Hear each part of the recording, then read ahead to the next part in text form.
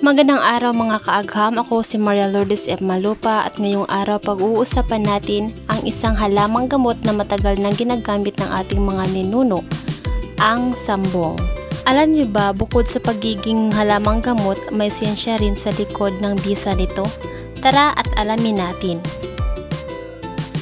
Ang sambong ay isang halamang gamot na may scientific name na Blumea balsamifera. Karaniwan ito makikita sa mga bakuran, palayan at bundok sa Pilipinas. Pero ang pinaka-importanting bahagi nito ay ang dahon. Ang dahon ng sambong ay malapad, mabalahibo at may kulay berde-abo. Kapag hinawakan o pinisa, may amoy itong mabango at malamintol.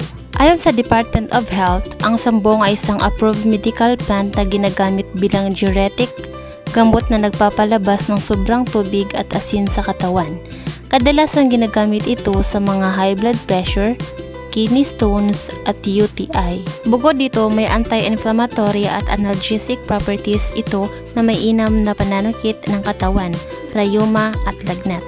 Mayroon din itong antioxidant na lumalaban sa free radical at nagpapalakas ng immune system. Karaniwang ginagamit ang tuyong dahon ng sambong sa paggawa ng tsaa bilang pantapal sa masakit na bahagi ng katawan, paglanghap ng singaw para sa ubo at sipon o bilang paligo para sa mga kondisyon sa balat. Bakit mahalaga ang saribuhay ng Pilipinas? Mahalaga ang saribuhay ng Pilipinas hindi lamang dahil ito'y pinagkukunan natin ng pagkain, gamot at kabuhayan, kundi dahil ito ay salamin ng ating ugnayan sa kalikasan. Bawat nilalang, hayop, halaman at maging ang pinakamaliit na insekto ay may papila sa siklo ng buhay. At kapag nawala sila, unti-unti ring naaapektuhan ang ating pamumuhay. Ang saribuhay ay hindi lang siyensya.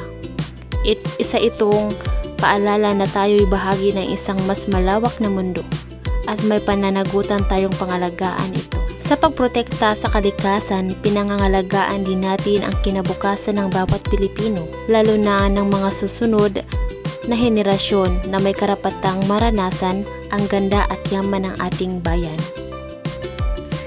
At dito nagtatapos. Salamat sa panonood.